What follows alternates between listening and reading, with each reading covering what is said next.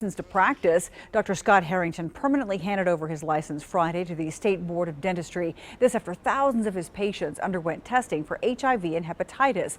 The health department reported the conditions in his clinics were unsanitary. Harrington's two Tulsa clinics have been closed since March of 2013. That's when state health officials urged about 7,000 of his current and former patients to undergo testing for the communicable diseases.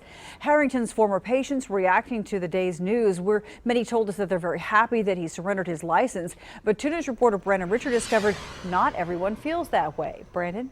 Well, Karen, I spoke to several of Harrington's former patients on the phone today. Their reaction, much like the reaction on social media, wondering why he didn't surrender his license sooner.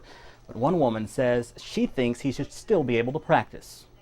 It's almost unreal in a sense that this could be happening. When we last spoke with Joyce Baylor, she had just learned she was one of nearly 7,000 former patients of oral surgeon Scott Harrington, suddenly at risk for hepatitis and HIV.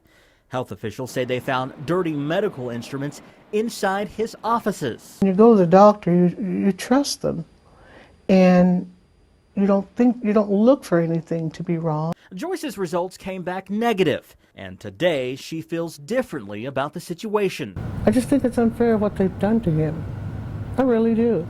Given that experts can only trace one hepatitis contraction to Harrington's office, tells Joyce all she needs to know. Out of all the patients that he has, one person I think was so unfair. Joyce says a malpractice suit would be more appropriate. I would hate to be on a job, make one mistake and you're out. And health leaders aren't the only ones she thinks treated Harrington unfairly. She says the public has too. The people that you're talking about that weren't affected by this, well, what are they upset about? Dr. Harrington, I'm very sorry this has happened to you.